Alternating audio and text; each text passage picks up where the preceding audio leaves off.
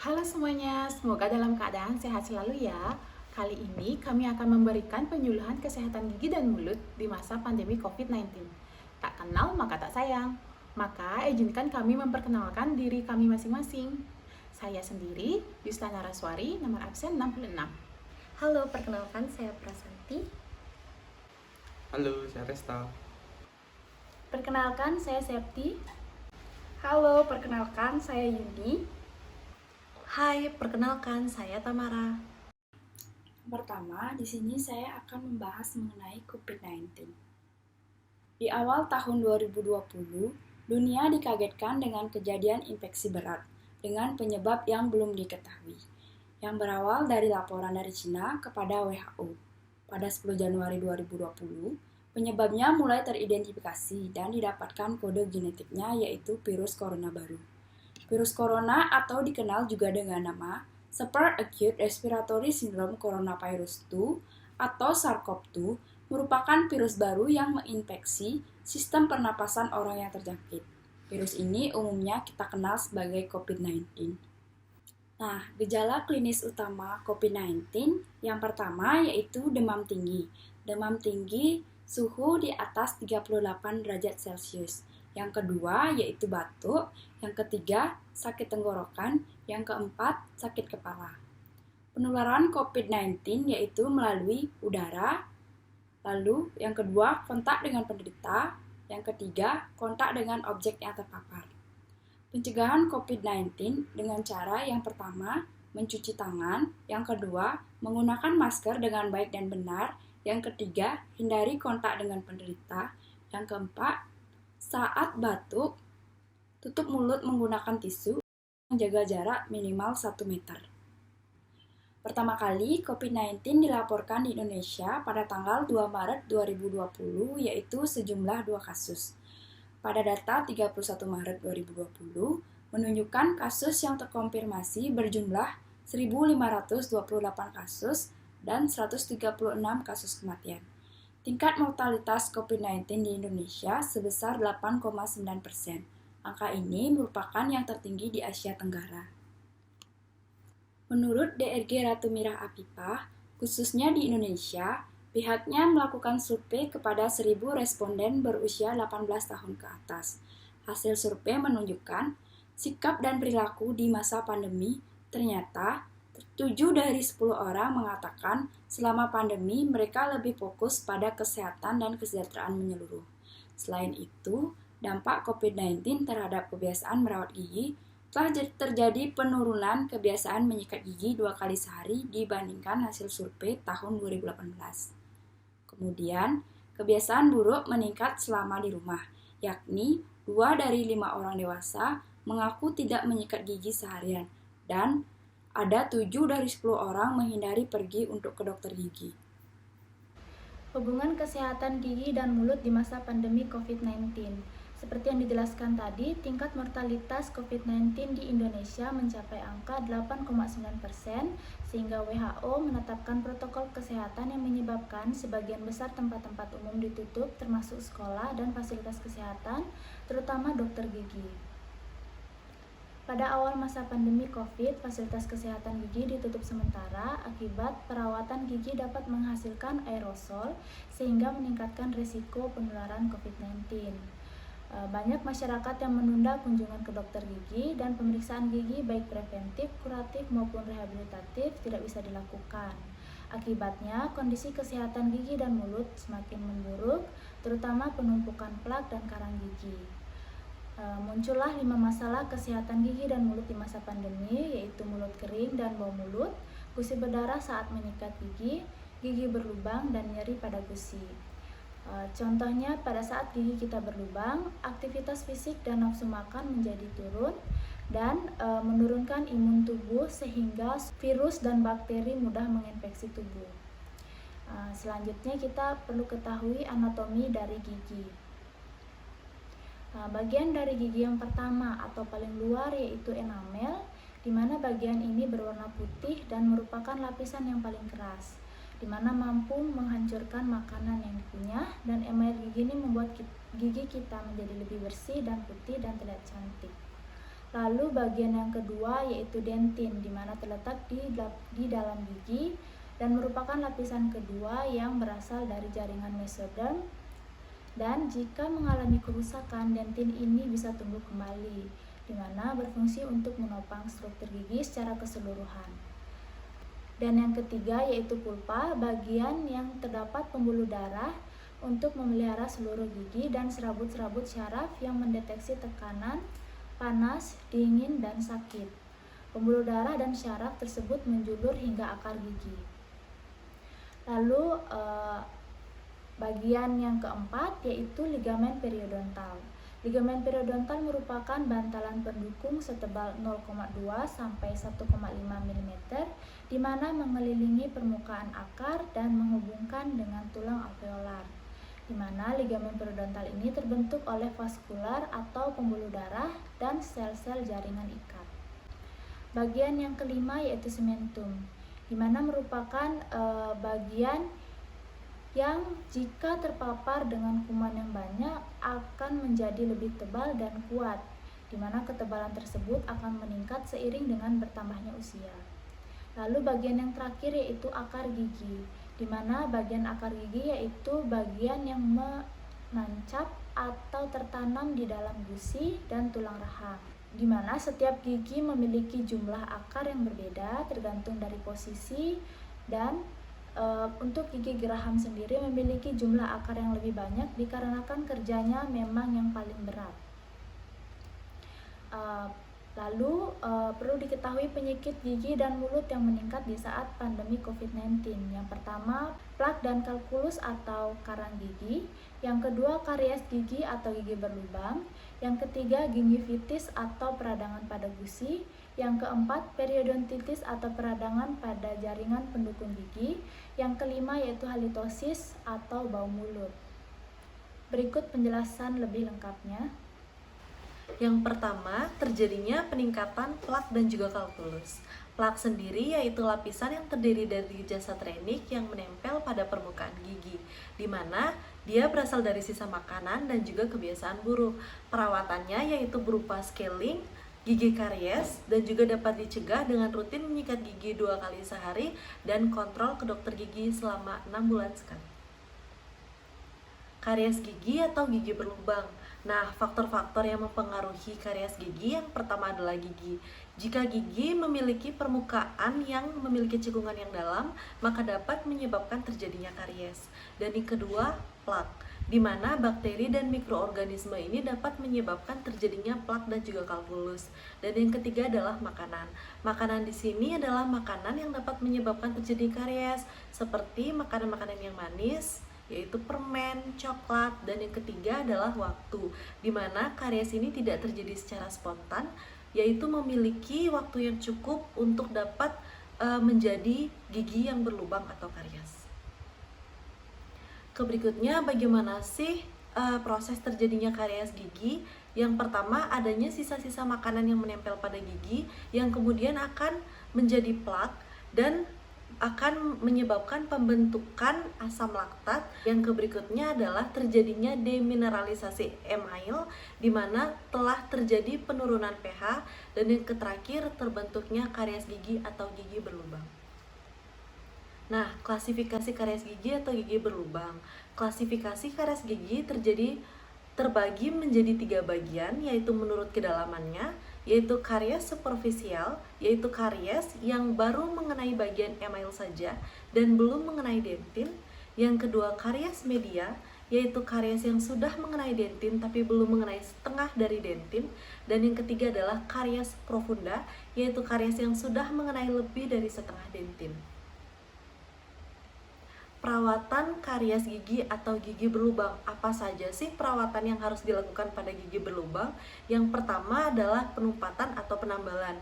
Dan yang kedua, jika sudah mengenai pulpa, maka perlu dilakukan perawatan saluran akar terlebih dahulu, lalu giginya ditumpat. Yang selanjutnya yaitu gingivitis atau radang gusi. Gingivitis atau radang gusi adalah penyakit akibat infeksi bakteri yang menyebabkan gusi bengkak karena adanya radang. Etiologi dari gingivitis atau radang gusi yaitu yang pertama karena adanya kebersihan mulut yang buruk atau oral hygiene yang buruk, kemudian adanya akumulasi plak, serta karena adanya gigi yang berlubang atau karies. Gambaran klinis dari gingivitis yaitu adanya pembengkakan pada gusi, serta gusi yang terasa lunak, gusi mudah berdarah, serta adanya halitosis atau bau mulut. Faktor resiko dari gingivitis atau radang gusi yaitu adanya riwayat genetik, merokok, perubahan hormon, hamil. Perawatan yang dapat dilakukan pada gingivitis atau radang gusi yaitu yang pertama melakukan scaling yaitu pembersihan plak dan kalkulus pada gigi. Kemudian yang kedua yaitu tumpatan pada gigi yang berlubang untuk menghilangkan peradangan pada gusi. Kemudian yang ketiga yaitu menjaga oral hygiene dengan rajin menyikat gigi 2 kali sehari, berkumur menggunakan obat kumur, serta rajin kontrol ke dokter gigi setiap 6 bulan sekali. Yang keempat yaitu periodontitis. Periodontitis adalah inflamasi yang terjadi pada jaringan penyokong gigi yang mengakibatkan hilangnya perlekatan gigi dengan gusi. Etiologi dari periodontitis yaitu adanya kalkulus atau karang gigi yang telah menyebabkan inflamasi pada gusi. Gejala klinis dari periodontitis yaitu gusi bengkak dan mudah berdarah, gusi merah berwarna merah keunguan, serta terdapat celah di antara gigi. Faktor resiko terjadinya periodontitis yaitu yang pertama adanya OH yang buruk atau oral hygiene yang buruk, kemudian gingivitis, adanya faktor usia, serta gigi tiruan yang tidak pas. Perawatan yang dapat dilakukan untuk mengobati periodontitis yaitu yang pertama, untuk menghilangkan karang gigi dan kalkulus dapat dilakukan scaling gigi, kemudian dapat dilakukan root planing yaitu untuk mencegah penumpukan bakteri dan karang gigi yang lebih lanjut, serta menghaluskan permukaan dari akar gigi. Kemudian pemberian antibiotik untuk menghilangkan bakteri penyebab inflamasi, serta rutin sikat gigi 2 kali sehari, kontrol rutin ke dokter gigi setiap 6 bulan sekali, serta makan makanan yang sehat. Yang selanjutnya yaitu halitosis atau bau mulut. Halitosis atau bau mulut adalah keadaan di mana seseorang merasa bau mulutnya ini mengganggu aktivitasnya sehari-hari. Ada beberapa faktor yang menyebabkan halitosis, ada 3 faktor yaitu yang pertama faktor lokal, umum, serta faktor psikologi. Faktor lokal dari halitosis yaitu disebabkan oleh makanan, kemudian gingivitis, periodontitis, serta adanya oral hygiene yang buruk. Kemudian faktor umum dari halitosis atau bau mulut yaitu disebabkan oleh diabetes mellitus serta gangguan pencernaan. Adapun perawatan dari halitosis yang dapat dilakukan pada faktor lokal yaitu dengan menggunakan obat kumur. Kemudian yang kedua dengan mengunyah permen karet atau permen karet tanpa gula. Kemudian rajin minum air 8 gelas per hari untuk menjaga kelembaban dari rongga mulut. Kemudian yang keempat rajin menyikat gigi 2 kali sehari serta melakukan kontrol ke dokter gigi setiap 6 bulan sekali. Perawatan halitosis atau bau mulut pada faktor umum, yaitu dengan perawatannya melakukan eliminasi faktor umum seperti misalkan pada penyakit diabetes mellitus dengan mengendalikan glukosa pada darah, serta pada gangguan pencernaan dengan mengobati gangguan tersebut serta memperbaiki pola makan. Perawatan halitosis untuk faktor psikologi yaitu dengan melakukan rujukan ke psikolog. Nah, bagaimana cara pencegahan penyakit gigi dan mulut pada saat pandemi COVID-19? Yang pertama, menghindari penumpukan plak. Yang kedua, menyikat gigi dengan teknik yang benar. Yang ketiga, gunakan dental floss atau benang gigi. Yang keempat, kurangi mengkonsumsi makanan dan minuman tinggi gula dan asam. Dan yang kelima, konsultasi ke dokter gigi.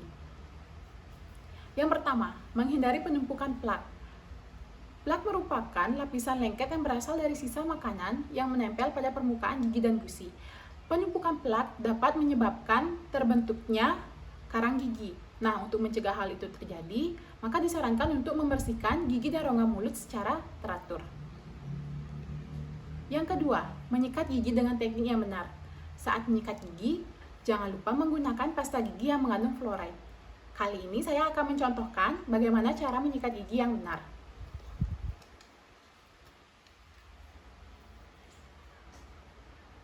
Yang pertama, peganglah sikat gigi dan kemudian diisi dengan pasta gigi yang mengandung fluoride.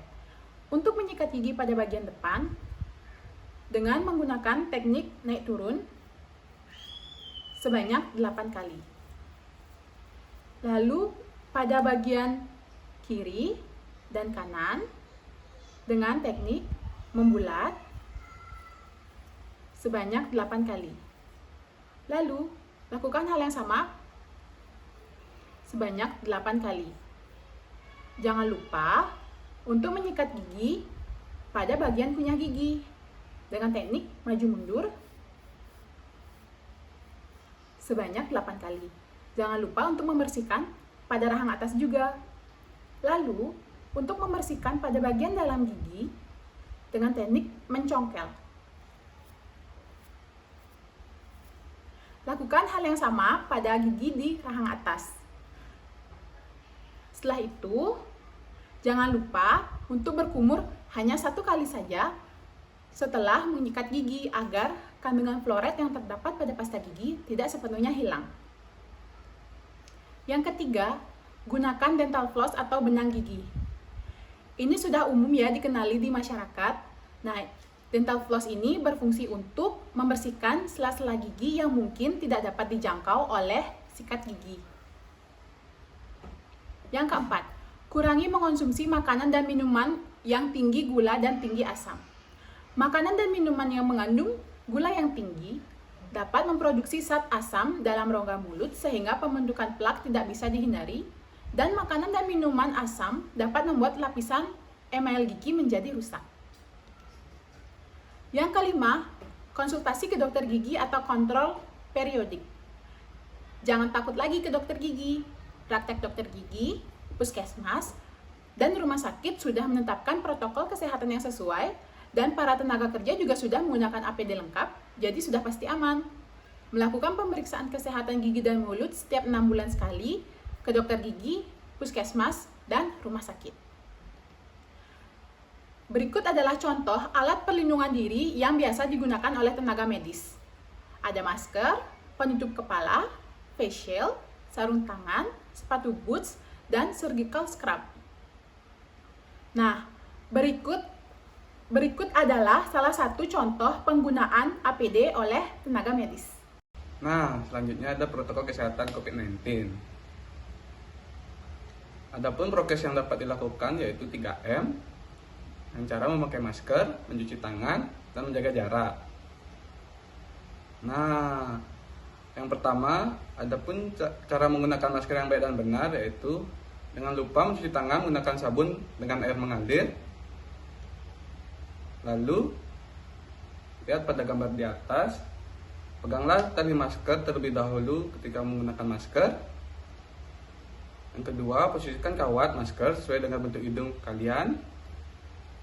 Yang ketiga, posisikan masker dengan baik tanpa menyentuh bagian dalam dan bagian luar masker. Nah, yang kedua, adapun cara mencuci tangan yang baik dan benar, yaitu pertama, jangan lupa mencuci tangan menggunakan air dan sabun. Setelah itu, yang pertama, lakukan langkah-langkah. Pertama, bagian telapak tangan. Kedua, ada punggung tangan, yaitu ada sela-sela jari, buku-buku jari, kuku-kuku jari, ibu jari, dan pergelangan. Dan jangan lupa bilas menggunakan air dan keringkan menggunakan tisu.